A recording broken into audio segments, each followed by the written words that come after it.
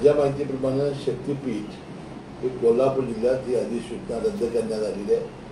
भूमी संपादनाची जी अधिसूचना असते ती रद्द करण्यात आली. ठीक आहे, एखाद्या लोकशाहीमध्ये ते व्हावंसं वाटत असताना कोणाला होऊ नयेसं वाटत असतं. परंतु आम्ही ग्रामीण भागातले आमदार असल्यामुळे शेतकऱ्यांचं प्रचंड नुकसान होत असल्यामुळं आमचा त्याला तीव्र विरोध आहे. ते शहरातले आणि ग्रामीण भागातले जमिनी या ग्रामीण भागातल्या शेतकऱ्यांचा रोष किती आहे हे आम्ही लोकसभेच्या निवडणुकीमध्ये पाहिलेलं आहे.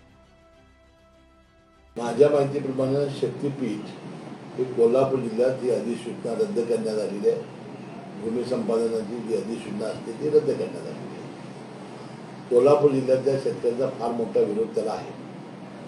ठीक आहे, एखाद्या लोकशाहीमध्ये ते व्हावंसं वाटत असताना कोणाला होऊ नयेसं वाटत असतं. परंतु आम्ही ग्रामीण भागातले आमदार असल्यामुळे शेतकऱ्यांचं प्रचंड नुकसान होत असल्यामुळं आमचा त्याला तीव्र विरोध आहे.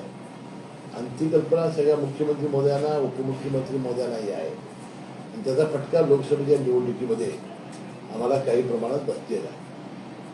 पण त्याच संदर्भात आज विचारलं गेलं की श्री मुश्रीफ यांनी आपल्या प्रचार सभेमध्ये जी.आर. दाखवला की कोल्हापूर जिल्ह्यामध्ये हा शक्तीपीठ महामार्ग होणार नाही. तर त्यावर त्यांचं असं म्हणणं आहे की निवडणुकीमध्ये काही लोकांना सांगावं लागतं म्हणून आम्ही कदाचित त्यांनी ते तसं सांगितलं असावं. सांगितलं मी जे नोटिफिकेशन जे झालेलं आहे त्याच्या कॉपीज मी संजय गाडगेंच्याकडे त्या सुपूर्द केल्या ना. आजही तेच अवस्था आहे.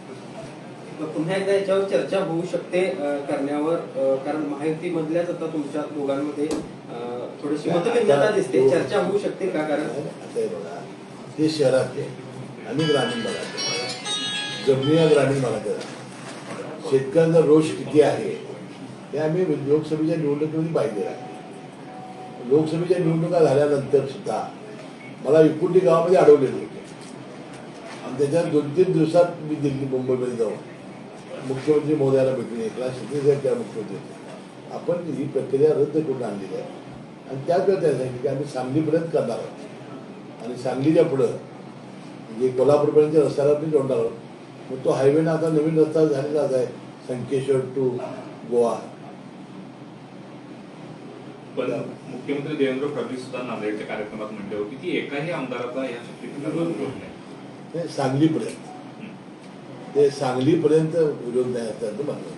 आ आ आई येस ब ब बदक क क कणीदार ख ख खमंग ग ग